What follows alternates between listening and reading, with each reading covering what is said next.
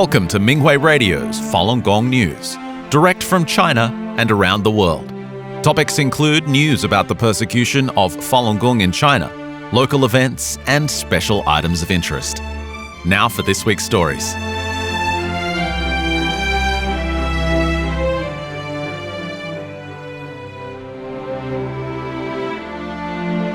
USA. July 4th, 2026 marks the 250th anniversary of the founding of the United States. In statements sent to the Minghui website, Republican Senator Todd Young and Democratic Representative Pat Ryan reaffirmed their commitment to protecting freedom of belief for Falun Gong practitioners as the nation celebrates this milestone. Senator Young wrote, "America was founded on the principle that every person is endowed with inherent dignity and the freedom to live according to their conscience. Those values, including religious liberty, human rights, and the rule of law, have guided my work in the Senate, including my support for the Falun Gong Protection Act and efforts to hold the Chinese Communist Party accountable for its human rights abuses." U.S. Congressman Pat Ryan wrote in his statement, "I risked my life in combat to protect fundamental American freedoms. That absolutely includes the freedom to practice your religion without fear of persecution." As we celebrate 250 years of this country, we also recommit to protecting the freedoms that our founding fathers envisioned. I'm proud to co-sponsor the Falun Gong Protection Act and stand with practitioners against CCP persecution today and every day. Canada. Parades were held in cities across the country to celebrate the 159th annual Canada Day on July 1st. Falun Dafa practitioners were invited to participate in the parade and other celebrations in the town of Aurora, Ontario. The temperature was nearly 104 degrees Fahrenheit that day, but undeterred, enthusiastic crowds lined the parade route. People waved and cheered as the Tianguo marching band passed by, playing their stirring music. One spectator, Anita Gallo, said, "This is such an impressive marching band. It's amazing to see such a large formation in the Canada Day parade. The band members' uniforms are impressive." She thanked a practitioner after receiving a flyer and said she agreed with Falun Dafa's guiding principles of truthfulness, compassion, and forbearance. India. Since May of 2026, a Falun Dafa practitioner traveled to the three major towns in the northeastern state of Nagaland to introduce the practice to people living in those remote areas. She held introductory sessions at 14 institutions that included 10 schools, an orphanage, a children's home, a homeless shelter, and a daycare center. Students, teachers, and other participants said that they could feel a deep sense of peace and inner happiness after they did the exercises. The teachers and principals said they appreciated the practitioner for instilling positive moral values in their students. Several principals sent letters expressing gratitude. Community leaders, a school administrator, president of a bar association, a Catholic priest, and retired chief medical officer working in a clinic also accepted informational materials about the practice and its persecution, and some described how they would seize opportunities to help raise awareness. Sweden. Almedalen Week, also known as Politicians Week, was held at Almedalen Park in Visby on the island of Gotland from June 22nd to the 26th. Every summer, political figures from different parties, as well as representatives from the business sector, the media, non-governmental organizations, and concerned individuals gather in this medieval city to hold forums and listen to debates, presentations, and take part in other activities to address current social issues. Falun Gong practitioners held a rally with exercise demonstrations, a seminar, and a film screening of the documentary State Organs to introduce Falun Gong and raise awareness of the Chinese Communist Party's persecution. Nina Gholam Ali Pour, a member of parliament, participated in the seminar and agreed that the topic was very important. He also said that he has proposed motions in Parliament to end forced organ harvesting. Canada. Approximately 350,000 people filled the streets of Calgary, Alberta on July 3rd for the annual Calgary Stampede Parade, which was formally inaugurated as the greatest outdoor show on earth. More than 100 participating groups contributed to a grand procession of marching bands, horses, cowboys, and floats. The Falun Gong group was led by the 100-member Tianguo Marching Band. A newly designed float featured the province's iconic vast wheat fields set against the backdrop of the rolling Rocky Mountains. Celestial dragons danced, and lotus flowers bloomed in the azure sky of the float, while large models of the book Zhuan Falun in both Chinese and English gleamed in the sunshine. At the rear was the waist drum team dressed in yellow, bringing the spirited resonant rhythms of their drums to the audience. Switzerland. The 2026 Festival of Five Continents was held in the city of Marginti on June 26th and 27th. Falun Dafa practitioners participated in the event to introduce the spiritual practice to visitors. The festival is a grand event that brings together cultures from around the globe and promotes the importance of respecting our differences and living in harmony. It features performances, music, and cuisine, with interactive sessions, exhibitions, and a handicraft market. Many visitors expressed an interest in Falun Dafa. Children were also drawn into the booth, and some of them learned the fifth exercise, a seated meditation. People were told about the CCP's persecution and signed a petition calling for an end to the human rights abuses. Italy. Falun Dafa practitioners held a rally in Piazza Vittorio, a district in Rome where many Chinese businesses are located, on June 27. Practitioners from several European countries gathered to tell people about the CCP's persecution and to call for an end to the egregious human rights abuses. Italian official Pietrangelo Massaro said at the rally, "Everyone needs to know how the Chinese Communist Party persecutes Falun Dafa and the physical and mental tortures that practitioners suffer." He added that everyone should do something to raise awareness of the issues. Episcopal Bishop Louis Castrillon and President of the Italian Federation for Human Rights Antonio Stango also spoke at the rally in support of Falun Dafa practitioners and reaffirmed their commitment to join them in ending the persecution. Letters of support from various political figures were also received for the event. A candlelight vigil remembering practitioners persecuted to death took place that evening. The UK. 2 neighborhood forums on health and wellness were held in the Hackney district in London in June. Falun Dafa practitioners were invited to introduce the spiritual practice to attendees. A community forum took place in Shroederich Park on June 17th. It focused on supporting families with young children and those with special educational needs.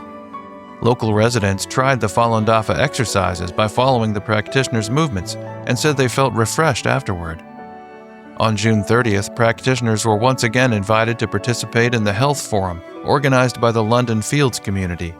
The organizers scheduled a 45-minute session for residents to learn the exercises.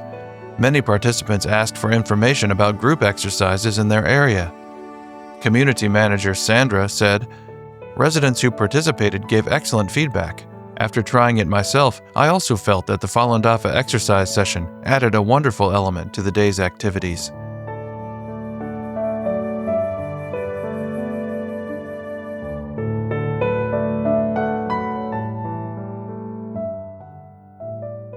The following are selected cases of persecution of Falun Gong practitioners in China.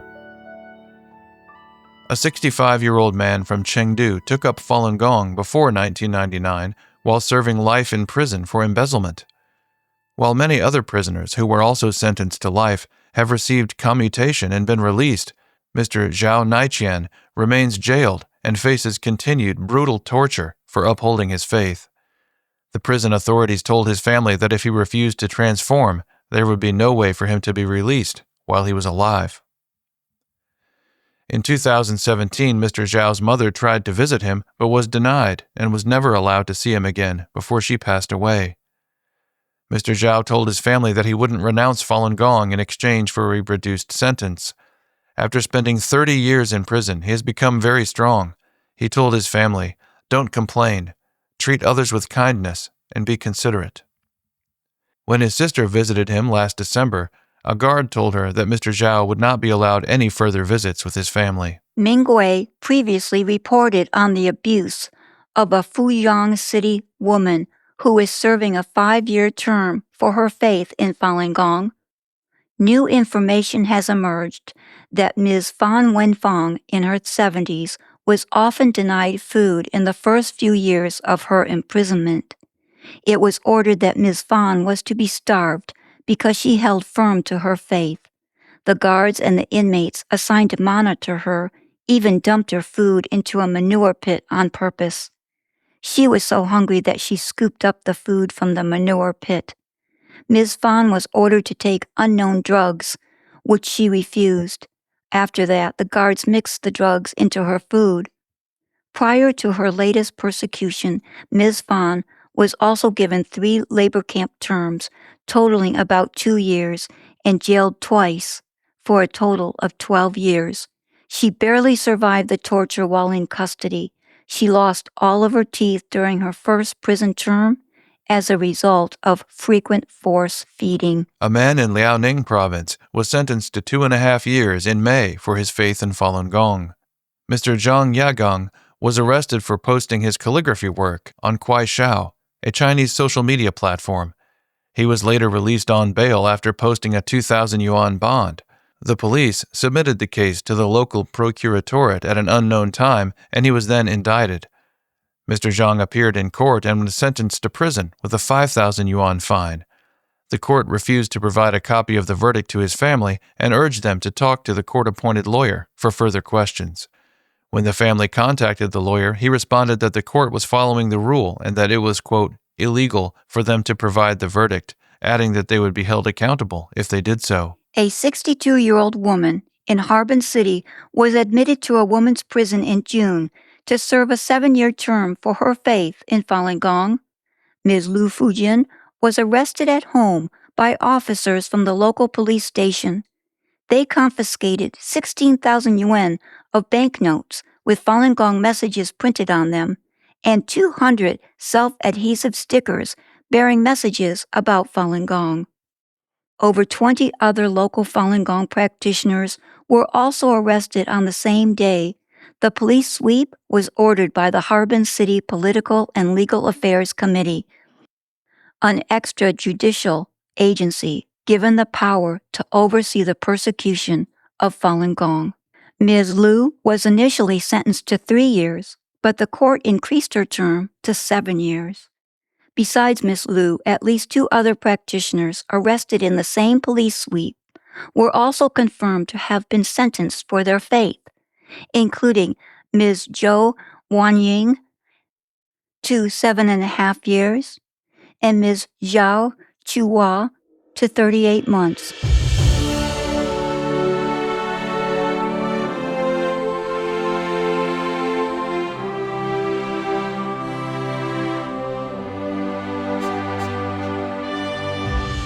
United States Independence Day celebrations sweep the nation. The July 4th holiday, also known as Independence Day, is a joyful occasion celebrated in communities large and small across the U.S.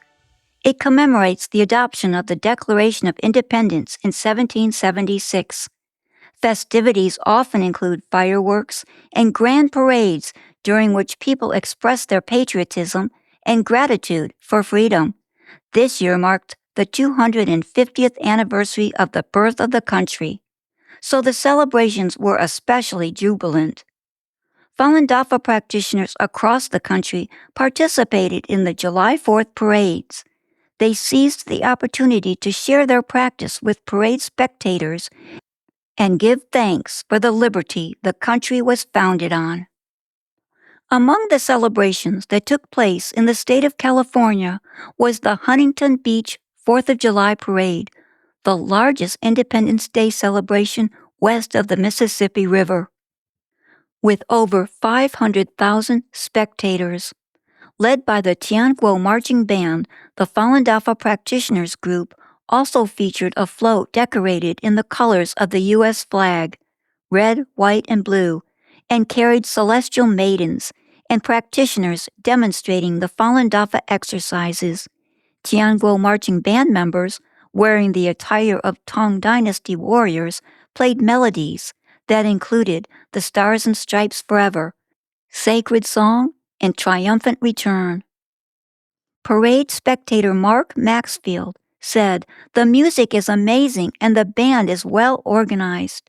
Together with the float and celestial maidens, everything is wonderful."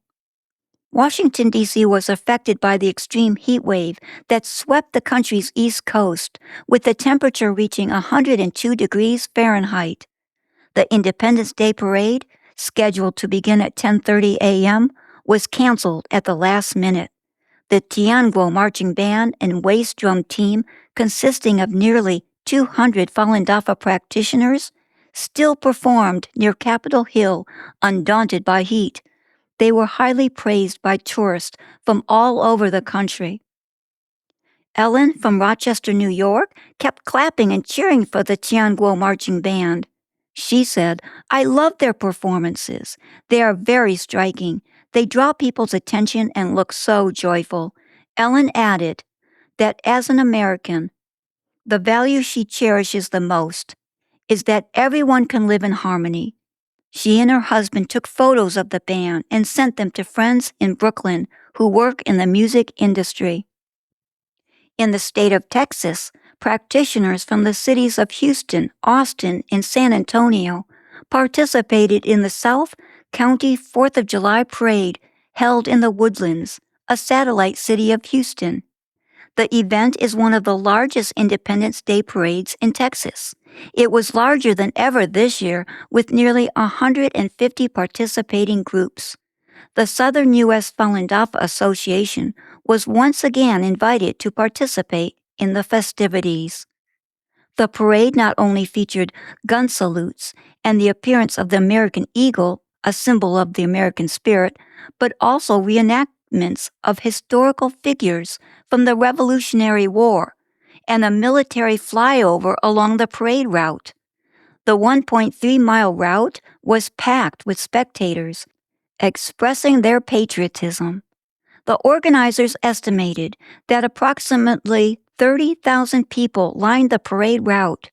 Falun Dafa practitioners carried American flags and two large banners with words "Falun Dafa in Texas" and "The world needs truthfulness, compassion, forbearance," which were followed by their float and waist drum team performers. A spectator named David commended practitioners for actively engaging in community events and bringing traditional values to Americans. He exclaimed, "You are doing good for the whole world." Chinese foreign minister visit meets with peaceful protests in Northern Europe. Falun Gong practitioners from Denmark and Sweden called for an end to the Chinese Communist Party's persecution and its state-sanctioned forced organ harvesting during the Chinese foreign minister's visit to the four northern European countries of Denmark, Sweden, Norway, and Finland. From July 2nd to July 8th, practitioners held informative banners to raise awareness of the CCP's human rights abuses outside several government locations in Copenhagen, Denmark, and Stockholm, Sweden. Practitioners protested outside the Copenhagen Ministry for Foreign Affairs and Amalienborg Palace, while Wang Yi, the foreign minister of China, visited Denmark on July 2nd and 3rd. Danish police upheld their legal right to demonstrate, and several mainstream media outlets reported on their activities. When Mr. Wang's motorcade arrived, they held banners that read, "Stop forced organ harvesting," and "Falun Dafa is good. Truthfulness, compassion, forbearance is good." The protest continued the following morning. Wang's motorcade passed by their banners when he traveled to and from the place. The police assisted practitioners in adjusting their location to ensure better visibility for the motorcade. When Chinese personnel attempted to block the banners and demanded the group leave, the police immediately intervened and clearly stated that the practitioners had the right to peaceful assembly and freedom of expression under the law. The police helped optimize the protest location based on the motorcade's route. In addition to Falun Gong practitioners, there were people protesting the CCP's suppression in Tibet. Major Danish media outlets, including Politiken, TV2, and DR Broadcasting Company, reported on the protests, highlighting the overall peaceful nature of the event and presence of the police and media. After the event concluded, a young passerby said practitioners' persistent efforts deeply moved and inspired him. Chinese Foreign Minister Wang visited Sweden on July 4th and talked with Swedish Foreign Minister Maria Malmer Stenergard at the Rosenbad building in Stockholm. Practitioners held banners in a police-designated area so Wang could clearly see them after the meeting. They called on the international community to help stop the CCP's human rights abuses. Media reporters and local residents talked with practitioners. One resident said that the protest was the most peaceful and meaningful demonstration he'd ever seen. Many tourists were in the area as well, due to the proximity to the municipal center.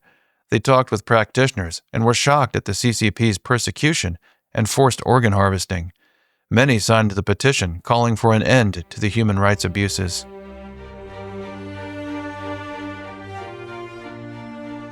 Triumphant conclusion of Shenyang World Tour in Canada. Shenyang wowed a sold-out audience at the Four Seasons Center in Toronto on June 28th, capping a 5-show run that was rescheduled after China-linked interference caused shows to be canceled there earlier this year. The Toronto performances concluded Shenyang's 2026 World Tour, which presented nearly 740 performances in 172 cities and 20 countries across 5 continents. Gary Clement, former National Director of the Royal Canadian Mounted Police's Proceeds of Crime program, saw Shenyang in Toronto with his family on June 28th. Mr. Clement, who has extensively investigated the Chinese Communist Party's illegal interference in Canada, said it's fantastic that Shenyang can perform in free countries like Canada. He hopes this sends a message to the CCP in terms of its campaign of transnational repression. He said the CCP is a master of disguise and that Beijing has infiltrated Canada and the United States, adding that Shenyang can help counter the regime's meddling. Human rights activist Mike Mole saw Shenyang with friends on June 26th. He shared, "It was not only the music or dance, the key was that the messages from the stage and backdrop were eye-opening to me. Our entire humanity is currently going through a very difficult time, or call it a dark time. The clues that seemed scattered before are all coming together. Everything that is happening in the world is to help every person who truly possesses a life and soul to wake up from a world of bewilderment and find their true selves." Mr. Mole added, "I found the answer to the true meaning of life tonight from the Shenyang performance. This kind of experience cannot be described in words unless you experience it yourself. After you experience it, you would understand what I said. I firmly believe that every one of us awakened beings with a soul is stepping towards a beautiful place. Everything presented by Falun Dafa and Shenyang Performing Arts tells us the origin, path, and future of life. It is not a journey of individuals, but a shared journey of all of humanity." Professor Zhang, former dean of a renowned art research institute at a college in China, saw Shenyang on June 28th. She said, "From an artistic perspective, Shenyang is highly artistic, whether it is the dancing, colors, lighting, styling, etc. It gives people an artistic enjoyment visually, auditorially, and sensory-wise.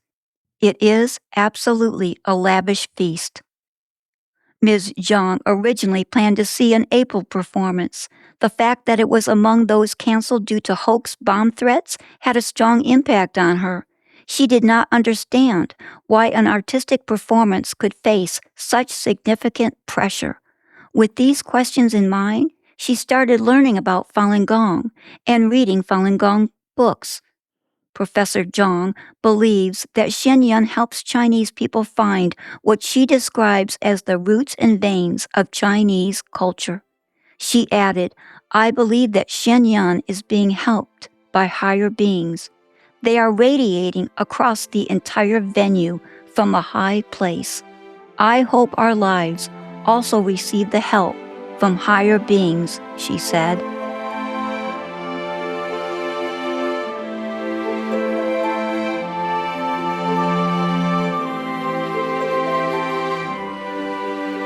Thank you for listening to the Minghui Radio Podcast. For more information, including news about the persecution of Falun Gong practitioners in China and experience sharing stories by practitioners around the world, please visit our website at en.minghui.org.